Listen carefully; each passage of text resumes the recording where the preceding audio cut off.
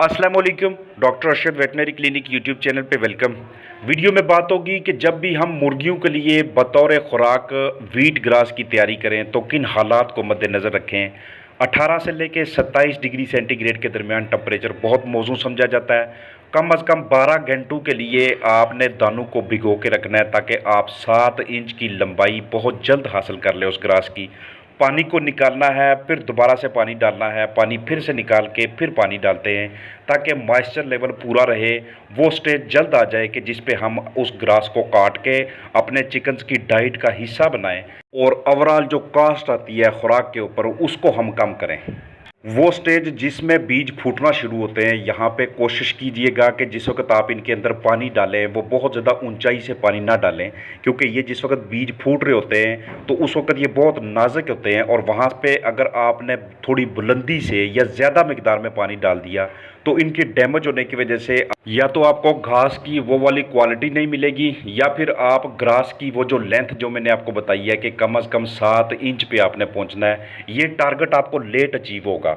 और अगर आप चाहते हैं कि इसका टारगेट को हम जल्दी अचीव करें तो आपने जिस सरफेस के ऊपर उसे बिछाना है इन सीड्स को, जो कि आप स्प्राउट हो चुके हैं, वो साफ़ सुथरी होनी चाहिए। आप इस तरह का कोई भी मटेरियल इस्तेमाल कर सकते हैं, आप ट्रे इस्तेमाल कर सकते हैं, आप टोकरियाँ यूज़ कर सकते हैं, जो कि मैं आगे चल के आपको बताऊंगा। लेकिन आपने यूज़ तब करनी है कि जिस वक्त ये अच्छी तरह से स्प्राउट हो चुके हों। कम अज़ कम पहले 24 घंटों के बाद इन्हें हल्का हल्का स्प्राउट हो जाना चाहिए, हल्का हल्का फूट जाना चाहिए और 48 आवर्स के बाद आपको वाज़ह तौर पे इनकी कंडीशन नज़र आनी चाहिए कि अब ये फूटना शुरू हो गए। बाकायदा प्रोसीजर आपको दिखाता हूँ कि ये बिल्कुल इनिशियल स्टेज है। सबसे पहला स्टेप है कि जहाँ पे आपके पास सीड्स होते हैं, उन सीड्स में आप पानी डालते हैं। उनको आप कम अज़ कम पहले 12 घंटों के लिए या 10 घंटों के लिए, मिनिमम 10 घंटों के लिए इस तरह पानी के अंदर सोख करके रखते हैं, भिगो के रखते हैं। नेक्स्ट डे आप उस पानी को बाहर निकालते हैं और फिर पानी डाल देते हैं। अगले दिन आप उसमें देखते हैं तो आपको हल्के हल्के से बीज इस तरह से फूटते नज़र आते हैं। आप अगेन इसमें वाटर डालते हैं, यानी कि कम अज़ कम आप 48 आवर्स तक ये प्रोसेस करते रहते हैं। 4 to 5 आवर्स उसमें पानी ना भी हो, हल्की हल्की नमी हो, तब भी इन बीजों का फूटने का अमल शुरू हो जाता है। उसके बाद आप कोई ट्रे ले लेते हैं, आपको टब ले लेते हैं, आप कोई भी प्लास्टिक का मटेरियल यूज़ कर लेते हैं या इस तरह का मटेरियल इस्तेमाल कर लेते हैं कि जिसके अंदर आपने हल्की हल्की मिकदार में बिल्कुल आराम से इनको बखेरना शुरू कर देना है। ये सारा प्रोसेस इंतहाई आराम से आपको करना पड़ता है ताकि वो जो बीज फूट रहे हैं वो कहीं से भी डैमेज ना हो। इस तरह से जब सारे बीज आप बखेर ले उसके ऊपर बहुत ज़्यादा इनको ओवर क्राउड नहीं करना है, बराबर मिकदार में तकसीम करना है। और उसके बाद आपने इनका मॉइस्चर कंटेंट पूरा रखने के लिए, इनमें नमी का तनासब पूरा रखने के लिए आपने इस तरह से स्प्रे बॉटल इस्तेमाल करनी है और वक्तन फ़ोक्तन हर 2 घंटों के बाद या हर 3 घंटों के बाद आप इसके ऊपर पानी का स्प्रे करेंगे। आगाज़ में आपको इन्हें धूप लगाने की ज़रूरत नहीं है। आगाज़ में आप इन्हें 18 से 27 डिग्री सेंटीग्रेड के दरमियान रखें, इनडायरेक्ट सनलाइट में रखें और वेंटिलेटेड एनवायरनमेंट होना चाहिए, जहाँ पर आप कोशिश ये करें कि इनको खिड़कियों के पास रखें या दरवाज़ों के पास रखें या बरामदे में रखें।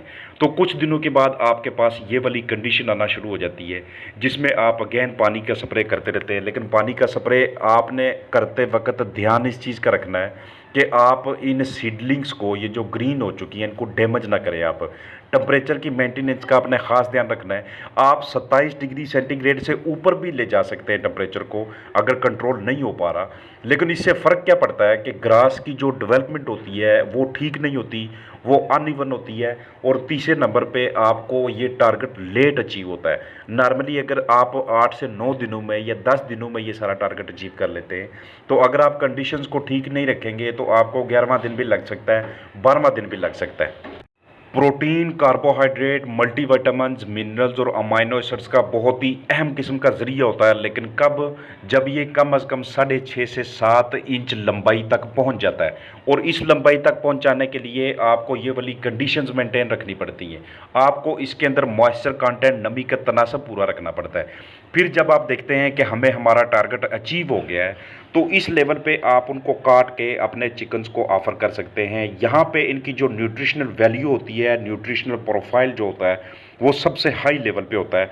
यहाँ पे इस स्टेज पे आके ये चिकन की डाइजेशन के लिए, उनके निज़ाम को बेहतरीन रखने के लिए बड़ा ही अहम किस्म का किरदार अदा करते हैं। इनके अंदर जो फाइबर मटीरियल मौजूद होता है और इनके अंदर जो टॉक्सिन को बाइंड करने की जो एबिलिटी होती है, जहर को बांध के और फिर उसको जिस्म से बाहर निकालने की, वो इस स्टेज पे आके हकीकी मेनू में काम कर रही होती है। मेटाबॉलिक रेट बेहतरीन तरीके से काम करता है, आपके चिकन्स के जो जिगर है वो बड़ा बेहतरीन तरीके से काम करता है, उसमें बायोटिन का लेवल बरकरार रहता है, मल्टीविटामिन और इलेक्ट्रोलाइट्स इससे वाफर मिकदार में हासिल होते हैं, प्रोटीन की अच्छी खासी मिकदार इसमें मौजूद होती है। आप इसे अपने चिकन्स को ख़ास तौर पे दिन के टाइम ऑफ़र करेंगे तो आपके चिकन्स, अगर आप उसके साथ साथ उन्हें कमर्शियल डाइट भी ऑफ़र कर रहे हैं तो वो कमर्शियल डाइट बहुत कम यूज़ करेंगे। एक मरतबा इसको काटने के बाद ये घास दोबारा से आती है, लेकिन दोबारा से उसमें वो वाली न्यूट्रिशनल वैल्यू नहीं होती जो कि फ़र्स्ट टाइम आपने जो घास काटी थी उसमें मौजूद थी।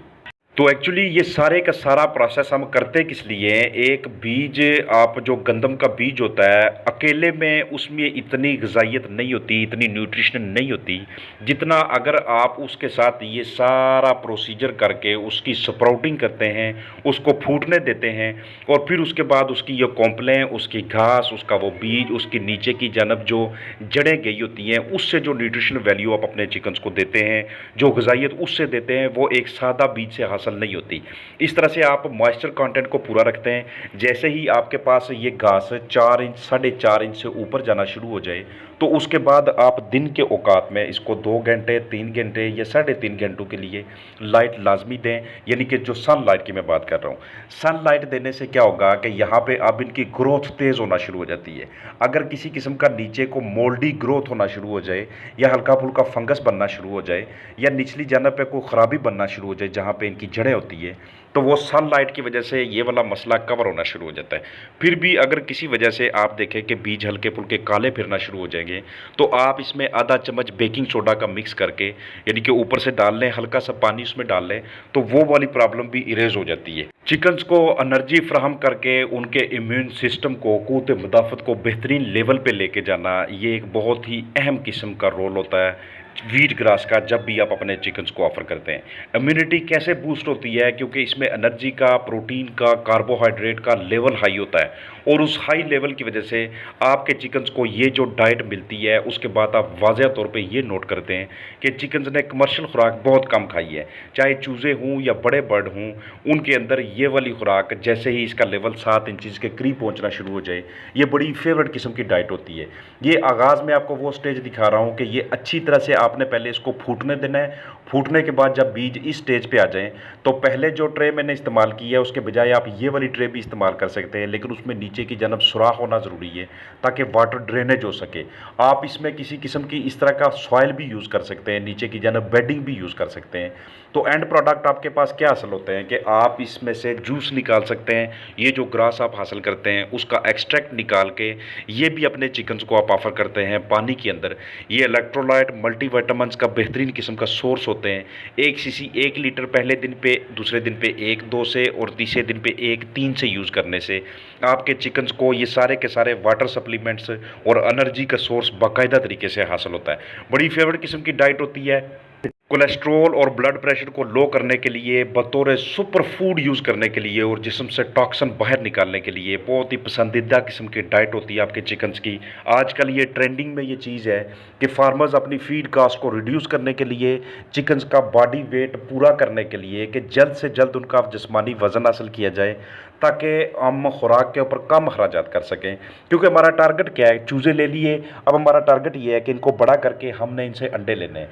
तो चूज़े से लेके जो अंडे तक की स्टेज होती है वहाँ तक हमारी सबसे बड़ी प्रायोरिटी ये होती है कि इस दौरानिए में हम फीड के अखराजात को कम करें। तो फीड के अखराजात को कम करने के वाले से मुख्तलिफ स्ट्रेटजीज़ आपके साथ शेयर की जाती हैं, जिसमें से एक ये भी है और एक तरीका ये भी है। पहले वीडियो के हिस्से में मैंने आपको बड़ा सा टब दिखाया था और यहाँ पे मैं आपको, अगर आप स्मॉल स्केल पे करना चाहें तो एक छोटा सा प्लास्टिक का बाउल ही काफ़ी होती है, छोटा सा प्लास्टिक का डब्बा ही काफ़ी होता है। उसके अंदर आप डाल के ये कंडीशंस ला के फिर उसके बाद आप इनको किसी भी ट्रे के अंदर, किसी भी मटेरियल के अंदर इवनली स्प्रिंकल करते हैं और ये आस्ता आस्ता फूटना शुरू हो जाते हैं। ये चिकन्स के लिए ग़िज़ाइयत से भरपूर होते हैं, फीड कास्ट को रिड्यूस करने का बड़ा ही अहम किस्म का सोर्स होते हैं। एक मरतबा जब आप इस पर एक्सपेरिमेंट करते हैं और आप अपने चिकन्स की हेल्थ देखते हैं, उनकी ग्रोथ देखते हैं, उनका बॉडी वेट देखते हैं बेहतरीन तरीके से अचीव हो रहा है, तो उसके बाद आप इसको अपनी रूटीन प्रैक्टिस का हिस्सा बना लेते हैं।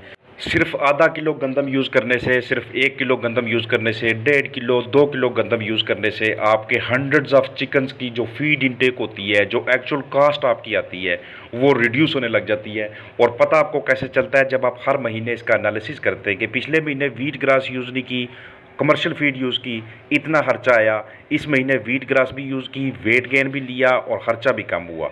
अपना ख्याल रखिएगा। फ़ी अमान अल्लाह।